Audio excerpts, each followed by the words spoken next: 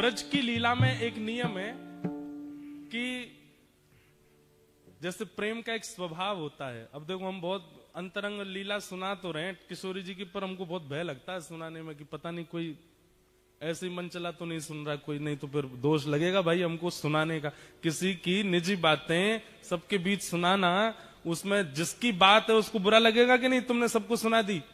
लेकिन जब किसी योग्य को बताई जाती है, जैसे हमने किसी से कहा भाई हमने तुम्हारी पर्सनल बात उनको बता दी, अच्छा वो तो कोई नहीं मेरे फ्रेंड है उनको तो बता सकते हो।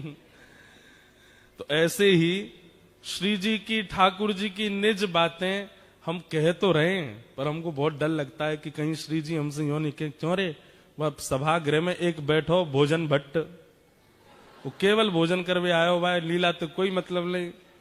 व्हाट्सएप इंस्टाग्राम चला तो सुन रहा मेरी लीला है, तू भाई वो सुनाया आयो। तो इसका हमको दंड तो मिलेगा। और पता दंड क्या मिलता है?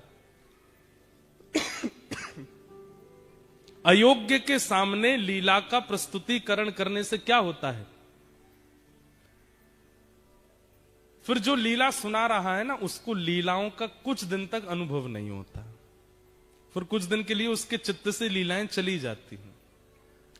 इसलिए हमारी प्रार्थना है, अगर आप किसी और भाव में हो तो हाथ जोड़ के प्रार्थना है, एक भाव में आ जाओ और श्री प्रिया प्रियतम की नित्य लीला का श्रवण करो, और बड़े भाव से श्रवण करो। फोन वोन सब साइड धर देना, कोई और विचार करना नहीं। श्री ठाकुर जी प्रिया जी के साथ कैसी लीला कर रहे हैं और उस लीला में प्रेम कितना है, उस भाव को चित्त में धारण करके श्रवण करो, तो हमको फिर दोष नहीं लगेगा। बेमतलब में काय को ऑस्ट्रेलिया बुला के दोष लगाओ, इसलिए भाव से सुनो। तो बात ऐसी है कि प्रेम का एक स्वरूप होता है कि हम प्रेमी से सबके सामने स्पष्ट नहीं बोलते। जैसे जिससे हमारा प्रेम होता है, अगर वो कभी सभा में हमको मिल जाए, बहुत सारे लोगों के साथ हमको मिल जाए, तो हम इशारा कर देते हैं। वो एक शायरी जैसी है, हाँ, नजर से नजर ने मुलाकात कर ली, रहे दोनों खामोश और बात कर ली। बस आंखों से ही हो जाती है कि ऐसे जो भी। आप लोग स्त्री पुरुष ही मत समझना, कभी कभी भाई भाई भी कर लेते हैं इशारों में बात। जैसे घर में मेहमान आते हैं, मम्मी ने समोसे मंगाए, बच्चों से कही भटक मत जाना इसके पास में, वो फूफा जी आ रहे हैं लंदन वाले, वो खाएंगे। बच्चे कह रहे, हे फूफा जी आप पेट भरे आना, खाना नहीं छोड़ जाना, तो हमको तो भी मिल जाएंगे। बाल्यकाल में बच्चों के संग ऐसे ही होता है। तो जैसे ही फूफा जी आते, बच्चे बड़े अच्छे, फूफा जी आ गए, आपके लिए समोसे बनाए मम्मी ने, बैठो। फूफा जी बैठ गए। अब जैसे फूफा जी चाय पी रहे हैं, लड्डू खा रहे हैं, समोसे नहीं उठा रहे, तो दोनों भाई इशारा करते हैं, अब तो हमको मिलेंगे, अब तो हमारे हो जाएंगे। तो ऐसे प्रेम का एक स्वरूप होता है कि आप इशारे में ही अपने प्रेमी को स्थिति बता देते हो। श्री जी और ठाकुर जी सदा भीड़ में ही रहते हैं। क्यों? श्री जी के संग 8 सखी रहती हैं और ठाकुर जी के संग 8 सखा रहते हैं। तो अपनी निज बातें कैसे हो? तो श्री जी इशारा कैसे करती हैं? अपने श्रृंगार से ठाकुर जी को इशारा करती हैं।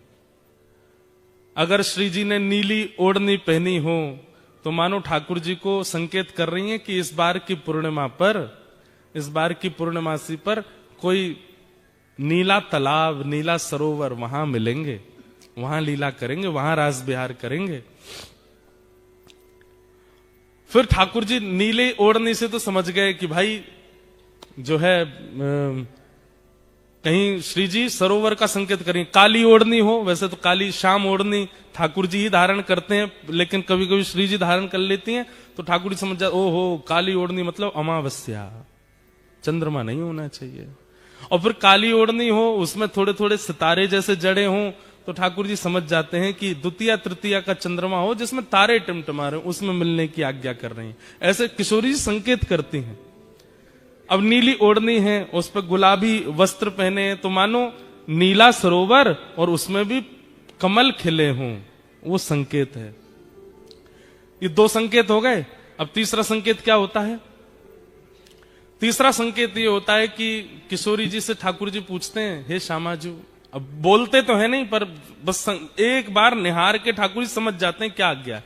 अकेले आना है कि इनमें से किसी को लेके आना है। तो किशोरी जी अगर केवल एक बिंदी धारण करके आई हो तो मानो संकेत कर रही है अकेले आना है। और अगर कपोलन पर पत्रावली बना रखी है गोल गोल और बीच में 2 बिंदु हैं, तो ठाकुर जी दोनों कपोलन के बिंदु गिनते हैं कितने हैं। अगर बीच में 1 बिंदी और 4 दोनों तरफ हैं, तो इसका मतलब ठाकुर जी कह रहे हैं अपने सखा नहीं लाने हैं हमको, इनकी 8 सखियां ही रहेंगी, 4 हमारे पक्ष में 4 इनके पक्ष में। और मानो अगर पूरा यहां तक पूरा भर रखो है, पत्रावली अद्भुत धारण कर रखी, ठाकुर जी कह रहे हैं ओहो अब तो जरा भंडारा सबको लेके चलना है, इसमें एकांतिक नहीं है। तो ऐसे किशोरी जी संकेत करती हैं। एक दिन किशोरी जी श्रृंगार करके आई और ठाकुर जी के लिए सुंदर भाव विचार करके आई कि छाक लीला करेंगे। छाक लीला मतलब भोजन पाएंगे। और छाक लीला के भाव से किशोरी जी ने पूरा वस्त्र धारण किए। तो वस्त्र कैसे धारण किए? हरे कलर के सब वस्त्र पहने। उसका संकेत यह किया कि ठाकुर जी को संकेत कर रही है कहीं बगीचा में मिलेंगे। और उसमें भी केश जो है श्री जी के वो बेणी गूथी हुई है। अगर बेणी पीछे है नहीं दिख रही है तो इसका मतलब ठाकुर जी को यह संकेत है कि वन में नहीं मिलेंगे। और वेणी अगर आगे है तो वेणी के भाव से संकेत है कि वेणी मतलब चोटी, वेणी के भाव से संकेत है कि घने वन में मिलेंगे। घने केश है ना, वो वेणी आगे है, उसमें पुष्प हो ना तो उस पुष्प के फूल जहां खिलते हैं उस वन में मिलेंगे। ऐसे ऐसे संकेत करती हैं श्री जी। लेकिन आज सावन का दिन चल रहा था, वर्षा होती नहीं है, बादल इतने घने रहते हैं, हवा चलती नहीं है कि प्रश्वेत के कारण श्री जी का गलती से हाथ चला गया ऐसे, और जितना वो बना के आई थी भाव वो सब मिट गया। लेकिन श्री जी को इस बात का पता नहीं चला। अब जैसे ही आई तो यहां सब सखियां और श्री जी, यहां ठाकुर जी और सब सखा, अब सब आपस में कर रहे हैं, बातचीत कर रहे हैं, कछु आनंद कर रहे हैं। और ठाकुर जी सब एक एक चीज ध्यान से परख रहे हैं, क्या आज्ञा कर रही हैं। अच्छा, हरे वस्त्र पहने मतलब वन में मिलेंगे, केश आगे हैं इसका मतलब सघन वन में मिलेंगे। ओहो, जूही के पुष्प लगे मतलब जूही के वृक्ष, जूही के पुष्प जहां खिलते हैं उस वन में खिले।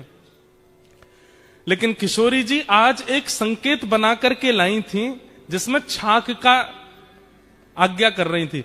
जैसे एक तो होता है बिंदु बिंदु बिंदु बिंदु बिंदु, ऐसे पत्रावली हो तो समझो कि केवल रास होगा, आप सखा लिया ना, हमारी सखी आएंगी और रास विहार करेंगे। लेकिन उस बिंदु के भी ऊपर सुंदर सुंदर कुछ आकृति बनी हो तो उसका संकेत ये होता है कि नहीं छाक लीला होगी। सबरे सखांत कहीं अपने अपने घर तक कछु बना के लाएंगे, हमारी सखी सब बना के लाएंगे और फिर वहां बैठ के सब पामेंगे। तो आज छाक वाला श्रृंगार किया तो वो मिट गया। तो ठाकुर जी ने जब मुखमंडल की ओर देखा तो सब मिटा हुआ। ठाकुर जी कह रहे हैं कि श्री जी आज्ञा कर रही है मिलनो ही ना है, आज्ञा नहीं दे रही है मिलने की। तो ठाकुर जी किशोरी जी से कह रहे हैं, किशोरी कह रही ठाकुर जी को समझ ही नहीं आया, बोले कि ये तो स्पष्ट बोल रही है कि मिलना ही नहीं है। अब सबके सामने बोले कैसे? थोड़ी देर वहां बैठ के सब चले गए। अब श्री जी ने सब सकीन से कहीं तू कढ़ी बना के लाइयो, तू खीर बना के लाइयो, तू रबड़ी बना के लाइयो, श्याम सुंदर आमेंगे उनको मक्खन बहुत प्रिय, तू मक्खन निकाल के लाइयो, तू ऐसी ऐसी मोटे टिक्कर बना के लाइयो। और सब सकीन से कह दी। वहां सब सखा भी कछु कछु लेके आ रहे होंगे। सोचो कैसा प्रेम संपर्क था। ये व्हाट्सएप और इंस्टाग्राम वाला टाइम नहीं है। और ये स्वच्छंद प्रेम है, इसमें काम दूर दूर तक नहीं है।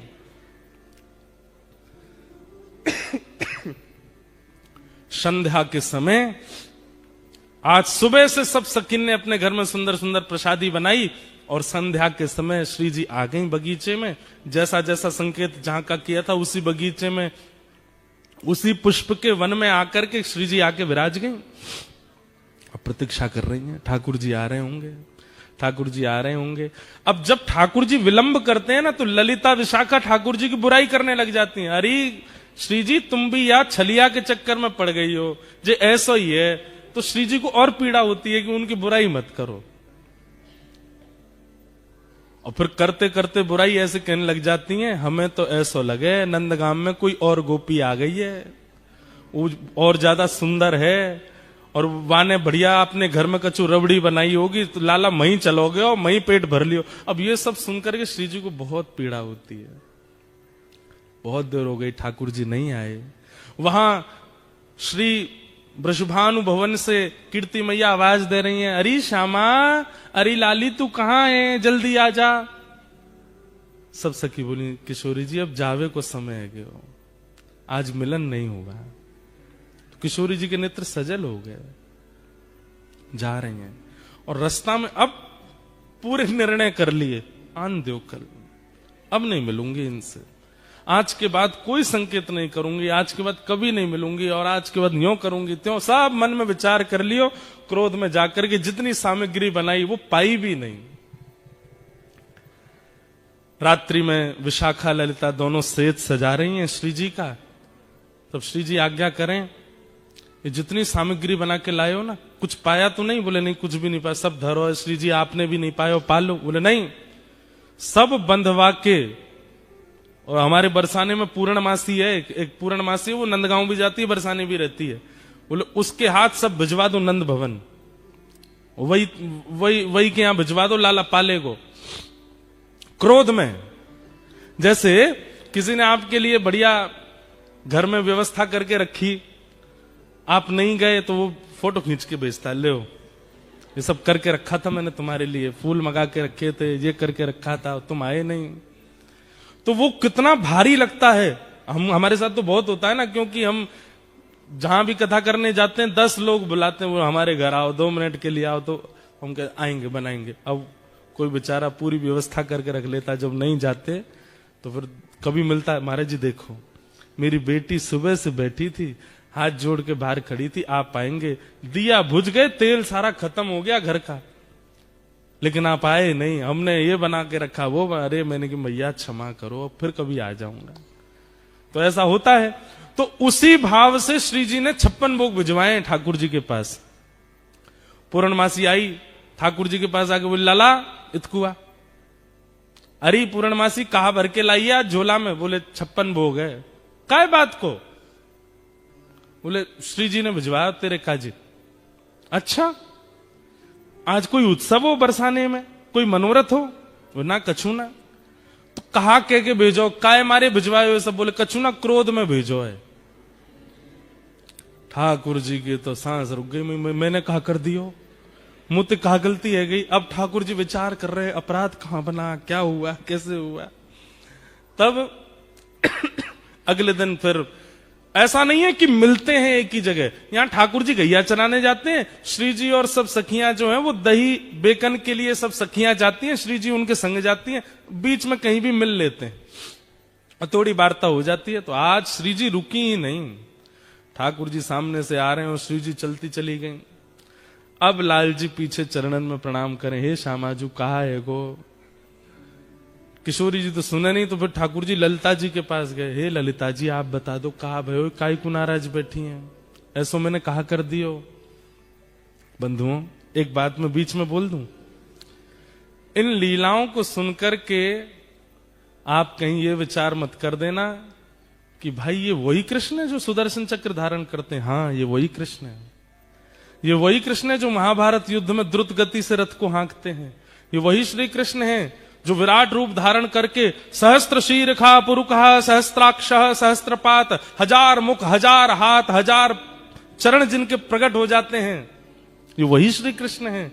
लेकिन व्रज वृंदावन में अपने प्रभाव को छुपा देते हैं, स्वभाव में रहते हैं। वृंदावन के श्री कृष्ण अलग ही हैं। ऐसे डर रहे हैं जैसे मानो श्री जी अगर नहीं रीझी तो मेरा तीनों लोक लुट जाएगा। आज घबरा रहे हैं। ललिता जी कह रही हैं हम तो तभी बताएंगे। बोले कब? बोले पहले विशाखा की चरण दबा के आओ, जाओ। ठाकुर जा रहे, अरे विशाखा तू तो बड़ी अच्छी है। नहीं नहीं, तुम गोबर चोट्टी बोल रहे थे मुझे उस दिन। ना ना, आज के बाद लाए बोलूंगा। बोल कहा बोलोगे? अरे तू तो रानी है, तू तो महारानी है। अरे विशाखा तू तो ऐसी है, तेरी भलैया ले लूं। नहीं आरती करो। बोले आरती करता हूं, तू जो कहेगी सो करूं। यूं बता दे श्री जी नाराज काहे क्यों है?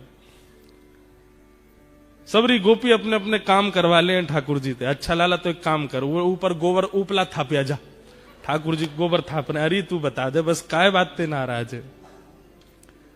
जब खूब थक जाते हैं ठाकुर जी भी, तब बोले वादना श्री जी ने संकेत कियो, छाक लीला को संकेत कियो। रात में सब सामग्री बना के हम वन में प्रतीक्षा करती रही, ना आयो सखान को लेके।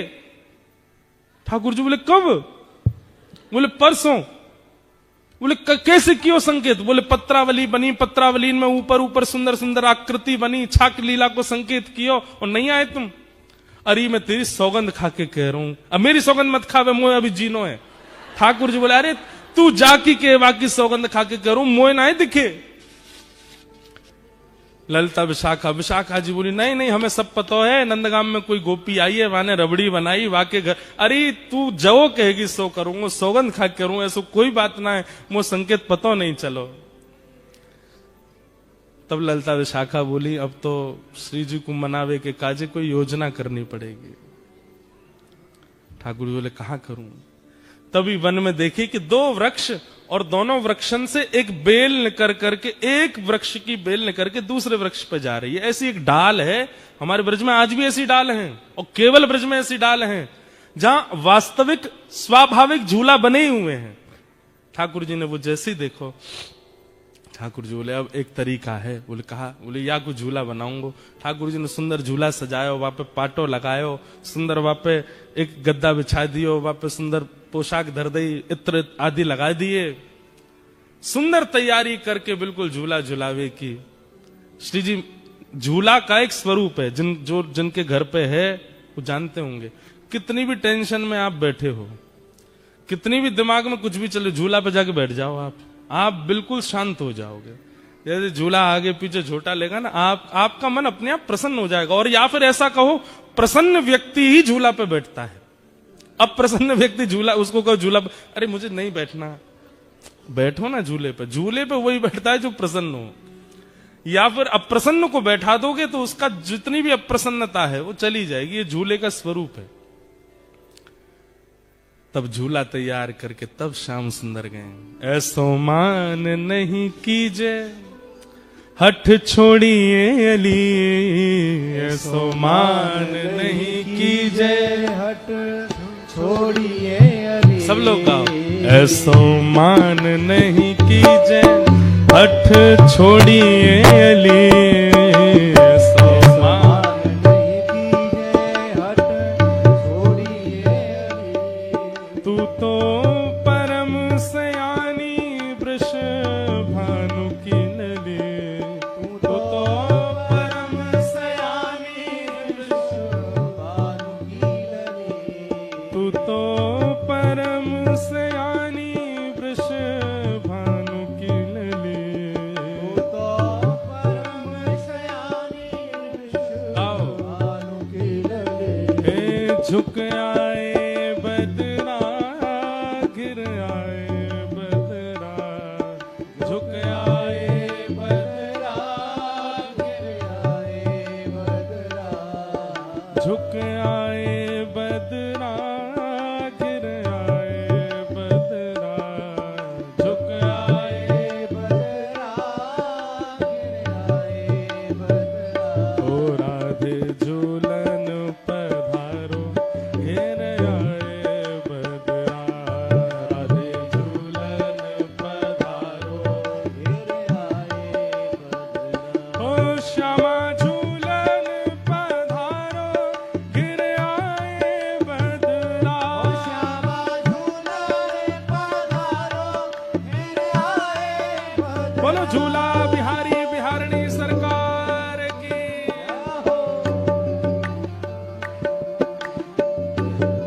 दोनों भुजा उठा करके भाव से करताल बजा के गाओ।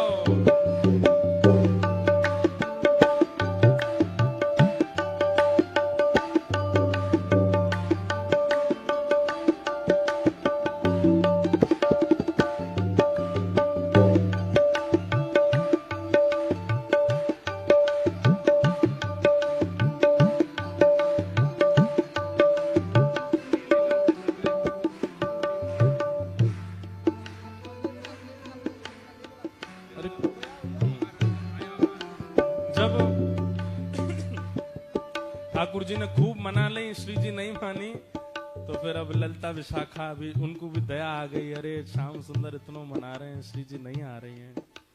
तब ललिता जी जाती हैं और किशोरी जी से कहती हैं, हो तेरो रसिक प्रीतम मग जोवत खड़ो, तेरो रसिक प्रीतम मग जोवत खड़ो। ब्रजभाषा है, समझ आ रहा है। ललिता जी कह रही हैं, अरे ये रसिक प्रीतम श्याम सुंदर आपकी बाट निहार रहे हैं, आपको ठाकुर जी दूर जाके झूला के पास बैठ गए। किशोरी जी कह रही हैं कि ठाकुर जी तो कह लो खुद ने बनाया झूला, खुद ही झूल लेंगे। तो ठाकुर जी संदेशा भिजवा रहे हैं, बोले जब तक श्री जी प्रसादी नहीं करेंगी तब तक ना बैठूंगा, पहले श्री जी प्रसादी कर दें तब बैठूंगा मैं। तो तब ललिता विशाखा समझा रही हैं, तेरो रसिक मृतम मग जोवत खड़ो, तेरो रसिक प्रीतम मग जोवत खड़ो। वह तो दो कर जोरे,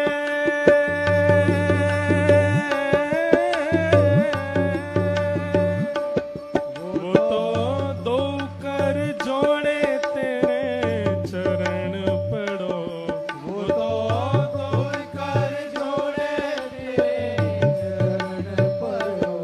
वो तो दो कर जोड़े तेरे चरण पड़ो, वो तो दो कर जोड़े तेरे चरण पड़े। झुक आए बदरा घिर आए बदरा, झुक आए बदरा गिर आए बदरा। झुक आए बदरा घिर आए बदरा, झुक आए बदरा आओ। गिर आए बदरा। हे श्यामा झूलन पधारो घिर आए बदरा,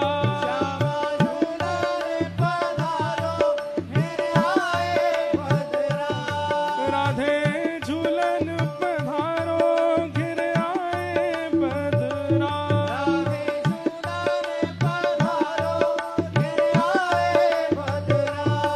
राधे झूलन पधारो घिर आए बदरा,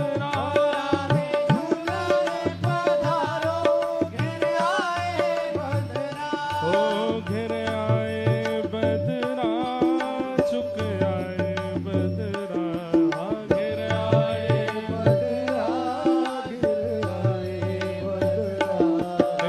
घिर आए बदरा, झुक आए बदरा, घिर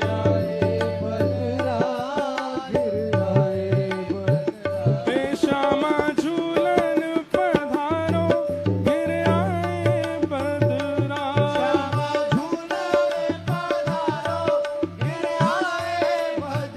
हे श्यामा झूलन पधारो घिर आए बदरा,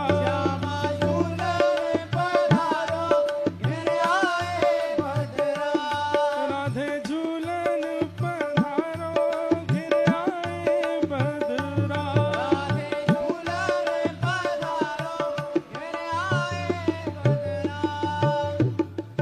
सब सखीन ने जाकर के श्री जी को मनायो, हे श्यामाजू ऐसी मेहनत ते छोटे छोटे हाथन से झूला बनायो है, पाटो बिछायो है, वापे रेशमी वस्त्र डारो है, श्याम सुंदर इतना श्रम करके देखो कैसे चढ़ चढ़ के पेड़ पे पूरे झूला की तैयारी कर रहे हैं।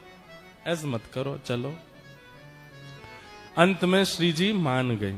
अब श्री जी तो बेचारी हमारी सहज है, नेक में ही मान जाए, मान करें जरूर है लेकिन मान बहुत जल्दी जाए। इतने में किशोरी जी आ गई। अब जैसे ही किशोरी जी आई तब तक ठाकुर जी ऋषिया गए। ऋषियानो समझे? ऋषियानो कहते के ऋषियाना एक अलग भाव है। ऋषियाना का मतलब ये होता है कि जैसे पहले तो देख लो, हमारी बात मान लो, देख लो, खा लो, देख लो हमने बनाया आपके लिए, प्लीज पालो, देखो हम तुम्हारे लिए ये किया, ये देख लो, ऐसे मत करो।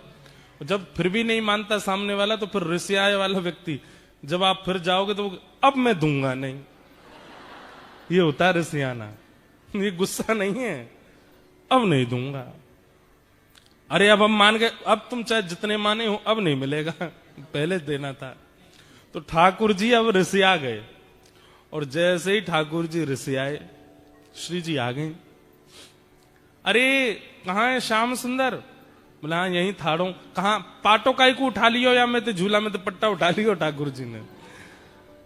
वो धर दो ना ना, हमारो झूला, हमारो पाटो, हमारी सजावट, हमारे हाथ से भाई हम ही झूल लेंगे, ले जाओ अपनी श्री जी को। अरे बड़े घर की हैं, इनको बड़े घर की चाहिए, ले जाओ, हमें हमने। अरे देखो ऐसे मत करो, बड़ी मुश्किल से तो मना के। बोले मुँह ना मनानो, ले जाओ, वापस ले जाओ इनको, मैं अकेला ही झूल लूंगा यहाँ पे। तो अब यहाँ पे दूसरा विवाद हो गया, श्री जी और ठाकुर जी दोनों में थोड़ी सी होड़ है गई। तो श्री जी बोली, अब तक तो बोली नहीं, श्री जी बोली मैं तो यहीं पे बैठूंगी और यही पाटे पे बैठूंगी। ठाकुर जी बोले कोई जिद है? मैंने बनायो, मेरो पाटो, आप कहीं को बैठोगे? बोले मैं तो बैठूंगी, तुम जाके दिखाओ आते। ठाकुर जी जान लगे तो सखीन ने घेर लिए, बोले जान नहीं देंगे, हाथ पांव बांध के पकड़ के बंसी वंसी तोड़ ताड़ के धर देंगी तुम्हारी। भाई श्री जी बैठेंगी अब तो। बड़ी मधुर लीला। तो फिर ठाकुर जी बोले अब ठीक है बैठेंगी, लेकिन वो बात होती है ना जैसे छोटे बच्चों में होड़ होती है, नई कुर्सी लाए पिताजी।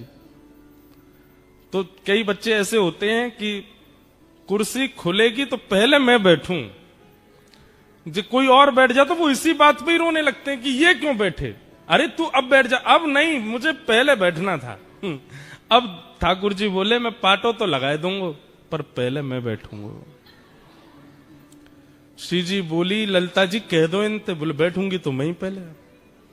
ठाकुर जी बोले मैं पाटो लगा दूंगा, इन्हें झूलना, ये झूल लें, पहले मैं झूल के चलो जाऊंगा तब ये झूलेंगी। अब तो ऐसी स्थिति बन गई, सब सखी सब तो ललिता जी बोली एक काम करेंगे। बोले क्या?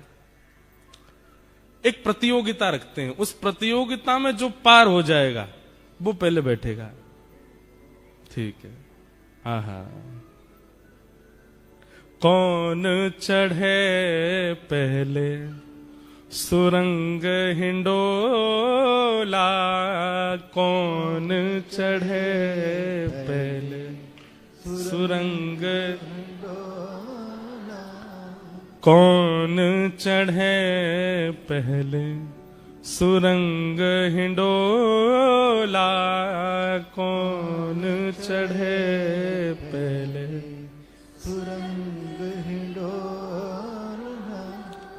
सोई करत मनुहार हिये हित, सोई करे मनुहार हिये, रमक देत जोरा जोरा, रमक देत जोरा जोरा। ललिता विशाखा जी बैठ गई एक कोने में जाके। बोले अब आप दोनों कुछ करो जिससे हम रीझेंगी, उसको पहले बैठाएंगे। तो किशोरी जी बोली मैं बाद में करूंगी, पहले इनते करवाओ, ये जो करेंगे उसका काट मैं करूंगी। तो ठाकुर जी बैठ गए तुरंत और कहा करन लगे, गावत राग तान मधुर स्वर, गावत राग तान मधुर स्वर, गावत राग तान मधुर स्वर, गावत राग तान मधुर स्वर। और कैसा गा रहे हैं? कोटि काम चित चोरा। ये श्री हरिराय महाप्रभु जी का पद है, उनकी छाप पदों में होती है रसिक प्रीतम। एक पद हम गाते हैं कथा में, तलेटी गोवर्धन की रहिए, नित प्रति मदन गोपाल लाल के चरण कमल चित लइए, तन पुलकित ब्रज रज में लोटत गोविंद कुंड में रहिए, रसिक प्रीतम हित चित की बातें श्री गिरधारी जी सो कहिए। एक दूसरा पद हम गाते हैं, नैनन में ही राखूं पिया तो है, तुमरी एक रोम की छवि पर जगत वार सब लाखूं, रसिक प्रीतम संगम की बातें काहू सो नहीं भाकूं। ऐसे ही हम जब पद लिखते हैं ना, हमारे लाल जी जब कोई अनुग्रह करवाते हैं, एक लीला सुनाएंगे जो लाल जी ने प्रकट करी है, गिरधर लाल जी ने। तो गिरधर लाल जी के जो पद होंगे उनमें छाप होगी गिरधर, अंतिम शब्दों में लिखा आएगा गिरधर। तो समझ जाना कि ये लाल जी का पद है, गिरधर लाल जी का पद है। एक सुनाऊंगा लीला। तो श्री रसिक प्रीतम जी हरिराय महाप्रभु जी वल्लभ संप्रदाय वल्लभ कुल में आप आचार्य हुए, आपका ये पद है। कह रहे हैं, बोले ठाकुर जी गायन करने लगे, और बोले सामान्य नहीं गा रहे हैं, बोले ऐसा गायन कर रहे हैं, ऐसा गायन कर रहे हैं कि कोटि कोटि काम कंदर्प दर्प दलन करने वाले लग रहे हैं ठाकुर जी। ललिता विशाखा तो मोहित हो गई ठाकुर जी पे। ऐसे ऐसे तान लेवे, ऐसे ऐसे गावे, ऐसे ऐसे मधुर स्वर कान पे हाथ धर के लगावे। ललिता जी तो सुध बुध खो करके और ठाकुर जी के पक्ष में ही जा रही हैं। पाटा लेके बैठी हैं दोनों, तो जिसको पाटा देंगे वो पहले बैठेगा। ललिता जी तो बिल्कुल तैयार है गई, बोले मैं तो इन्हीं को पाटो दूंगी। कैसो गा रहे हैं, देखो कितना मधुर है इनको स्वर। इतने में श्री जी ने आंख दिखाई, बोले माया जाल है, फंसना नहीं इसमें, अभी हमारी बारी तो आने दे। गा रहे हैं ठाकुर जी। एक वार्ता आती है कि हमारे ब्रज के अष्ट सखाओं में एक सखा हुए श्री गोविंद दास। तो गोविंद दास जी एक बार गा रहे थे, और गाते गाते गाते गाते सामने गुसाई जी बैठ के सुन रहे थे। तो गोविंद दास गाते गाते गाते गाते ऐसे करें, ढंग से गाओ, ऐसे नहीं करो, चलो प्रेम से गाओ। तो सामने बैठे गुसाई जी बोले, किसको डांट रहे हैं, ये बगल में कोई बैठा तो है नहीं, लाला ऐसे नहीं ऐसे गाओ। तो फिर गुसाई जी पूछ पड़े, हे गोविंदा तुम किससे बात कर रहे हो? तो गोविंदास जी बोले, गुसाई जी आपके मंदिर को लाला है, मैं जब जब गाऊं निकर के आ जाए, मेरे बगल में आके बैठ जाए, और फिर कान पे हाथ धर के मेरे पीछे पीछे गावे, लेकिन बड़ा उद्यमी है, मैं जैसो स्वर लगाऊं वहां में एक स्वर अपनो लगा के गावे। तो समझा रहा हूं लाला, ऐसे मत गावे। तो गोविंद दास की बात सुनकर के गुसाई जी के नेत्र सजल हो गए। बोले ठाकुर जी बैठे हैं? बोले हाँ। कैसे गा रहे हैं? बोले ऐसे गा रहे हैं।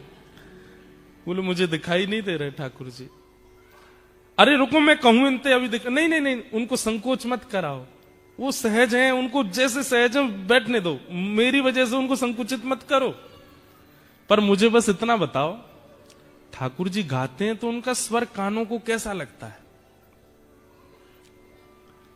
गोविंद दास वर्णन कर रहे हैं, बोले आहा, जब श्याम सुंदर गाते हैं ना, बोले जैसे कभी नदी के किनारे खड़े हों और बिल्कुल शांत वातावरण में नदी की धीमी धीमी स्वर लहरी कानों को सुख देती है, कभी पहाड़ों पर खड़े हों तो पहाड़ों का शांत वो स्वभाव कभी कभी एक ओजमयी वाणी बनकर के कानों को लगता है। सुबह सुबह सूर्य उदय होते समय पेड़ों पर बैठी हुई पक्षी पशु जब चहकती हैं, पक्षियां कोयल चहकती है, उनका स्वर जैसे सुंदर लगता है। घने बादल हो रहे हों और उस समय वन में मोर कुहुक रहा हो और उसकी वाणी सुंदर हृदय को आनंदित कर देती है। मतलब प्राकृतिक जो स्वर है वो स्वर जितना सुख देता है, उस स्वर को भी, उस प्राकृतिक स्वर को भी 1000 गुना, लाख गुना, करोड़ गुना कर दिया जाए, वैसा सुख ठाकुर जी के स्वर में मिलता है। ठाकुर जी जब गाते हैं तब इतना सुख होता है। लेकिन बोले लेकिन जब हमारी किशोरी जी गाती हैं तो ठाकुर जी भी फीके लगते हैं। किशोरी जी के सुर के आगे तो ठाकुर जी को सुर भी ना चल पावे। हमारी लाडली जी तो उनसे भी आगे है। तो ठाकुर जी ने अपनी सबरे जोर लगा दिए, पहले झूला पे बैठ हुए को खूब गा दिए, ऊट पटांग जैसा उनको भाव आयो गा दियो। अब बारी आई किशोरी जी की। आहा, ठाकुर जी बोले, देखो श्री जी कैसो गायो मैंने, अब गा के दिखाओ।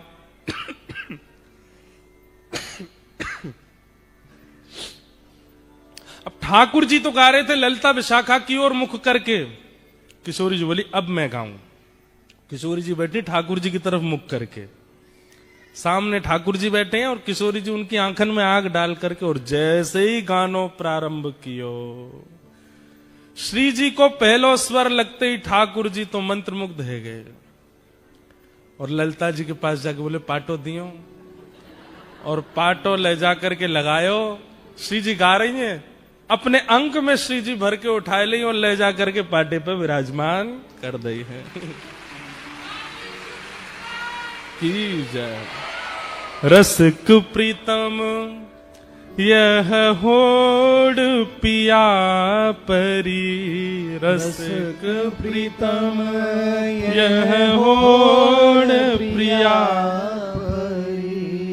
और फिर क्या कर रहे हैं ठाकुर जी? ठाकुर जी के स्वर की प्रशंसा तो ललिता विशाखा ने करी है, लेकिन किशोरी जी के स्वर को सुन के ठाकुर जी ने पाटो लगायो, किशोरी जी को बैठा दियो और दूर से कोई तृण लेकर के आए और कहीं हमारी नजर नहीं लगे, ऐसे तृण तोड़ करके और किशोरी जी की बलैया लेने लगे। श्री जी को झूला पे बिठा दियो। बोलो झूला बिहारिणी बिहारी जू सरकार की। रसिक प्रीतम यह होड़ प्रिया परी, रसिक प्रीतम यह होड़ प्रिया परी। रीझ देत तृण तोड़े, रीझ देत तृण तोड़े। ऐसी हमारी किशोरी जी और ठाकुर जी की ये। और फिर ठाकुर जी झुला रहे हैं श्री जी को, इतने में ललिता विशाखा सब सखियां आ गईं और फिर ठाकुर जी को भी पकड़ करके इन्होंने बैठाए दी और दोनों युगल बिहारी बैठ गए। और जैसे ही दोनों बैठे अब सब सखियां ठाकुर जी को झूला झुला रहे हैं। ये है झूला उत्सव की लीला। पहली बार आज तक के हमने अपने जीवन में यहां सुनाई है, ऑस्ट्रेलिया में। वाह। हो ब्रज में रतन राधिका गोरी, हो ब्रज में राधिका गोरी, ब्रज में रतन राधिका गोरी,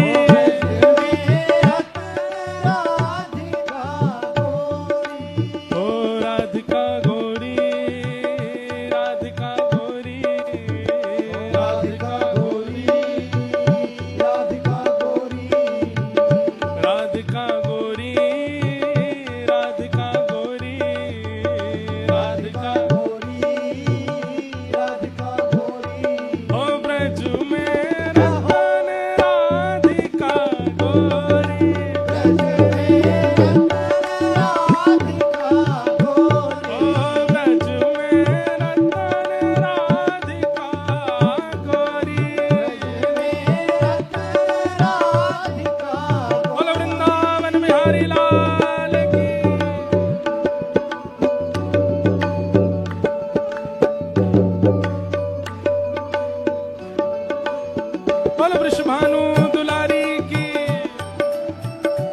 जय होने की जोर से बोलो, बोलो वृषभानु के जमाई की।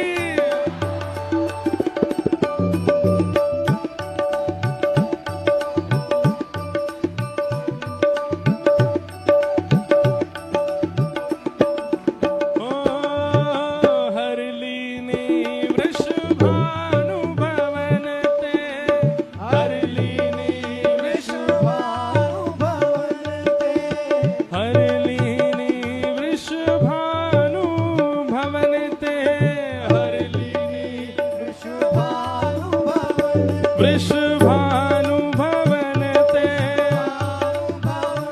वृषभानु भवन ते, हरलीनी वृषभानु भवन ते, हरलीनी वृषभानु भवन ते। नंद सुवन की जोड़े, नंद सुवन की जोड़ी,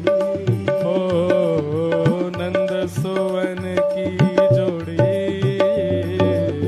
नंद सुवन की जोड़ी।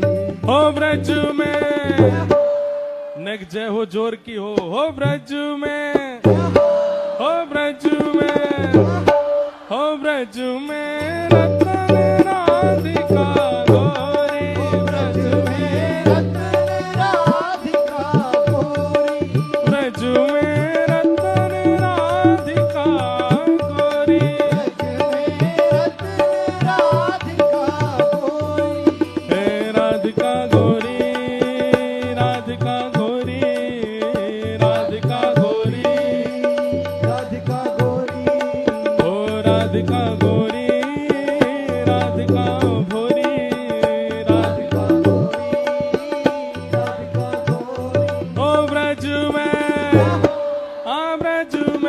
ओ ब्रज में रतन राधिका गोरी, ओ ब्रज में रतन राधिका गोरी, बोल वृषभानु दुलारी की।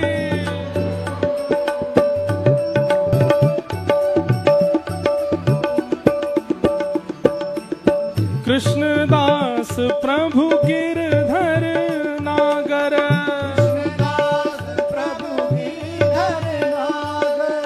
कृष्णदास प्रभु गिरधर नागर, हे प्रभु गिरधर नागर, प्रभु गिरधर नागर, प्रभु गिरधर नागर, प्रभु गिरधर नागर, हे प्रभु गिरधर नागर, प्रभु गिरधर नागर, कृष्णदास प्रभु गिरधर नागर,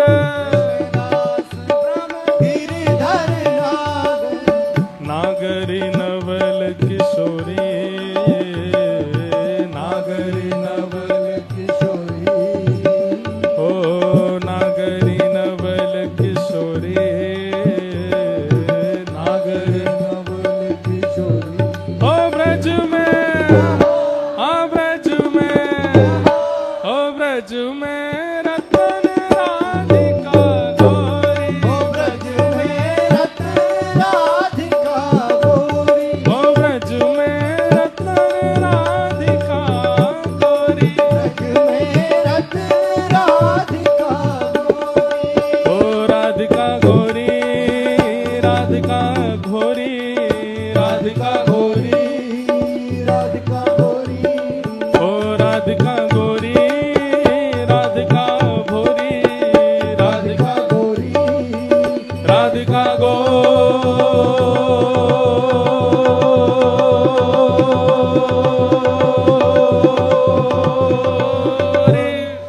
ब्रज में। अभी आवाज नहीं आ रही है आपकी। राधिका गोरी, राधिका गोरी, राधिका गोरी, राधिका गोरी,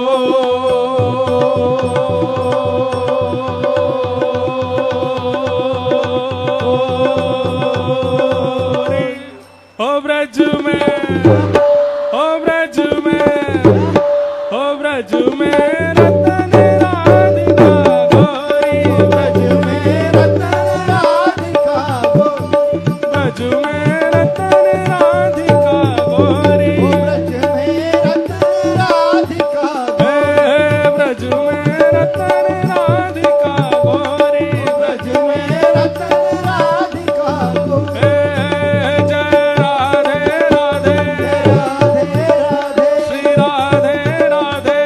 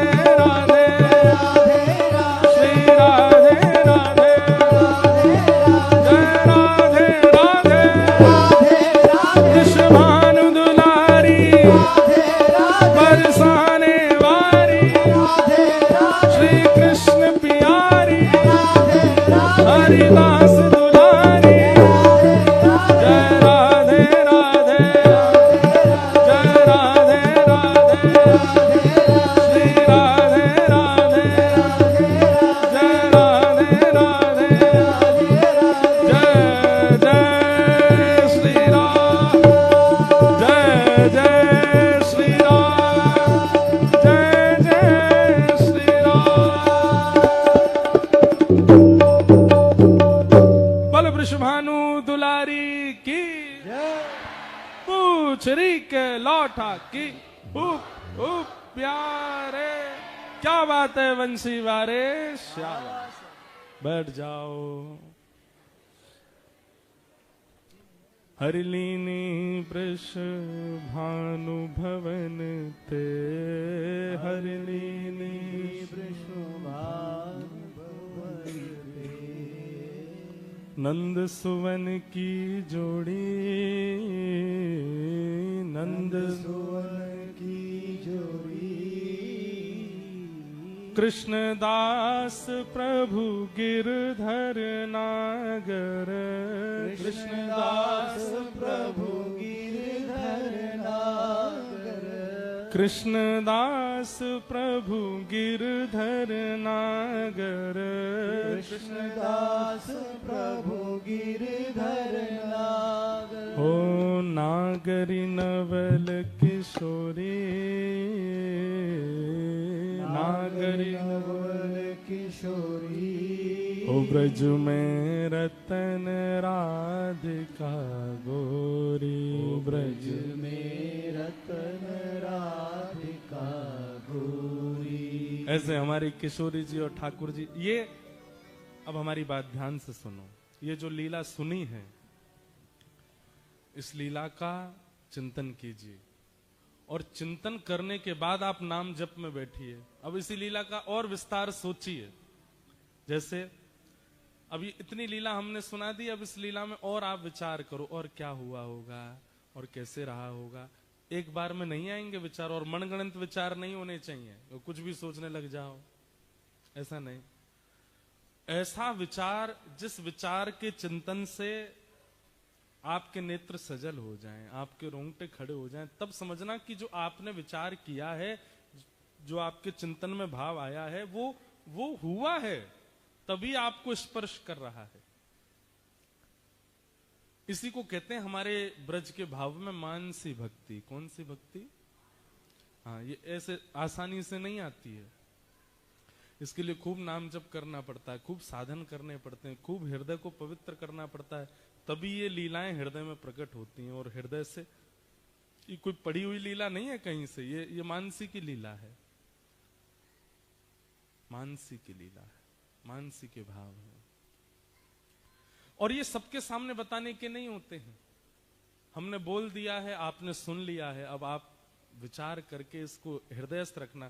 जो लोग कहते हैं हमारा मन बहुत भटकता है, हमें मन में एकाग्रता नहीं आती, हमारा चिंतन नहीं बन पाता, नाम जप में निष्ठा नहीं बन पाती, करो ऐसी लीलाओं को चिंतन करो, और इन लीलाओं के चिंतन से मन एकाग्र होगा। आप अनुभव करेंगे लीला का चिंतन करके, और फिर नाम जप में बैठिए, कितनी देर नाम जप हो जाएगा और कितनी माला हो जाएंगी आपको पता ही नहीं चलेगा।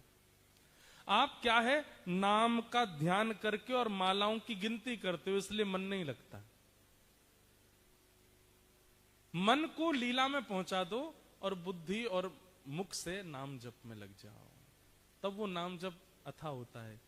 फिर ये लीलाओं का प्रकाश होता है, सुंदर सुंदर भाव प्रकट होते हैं।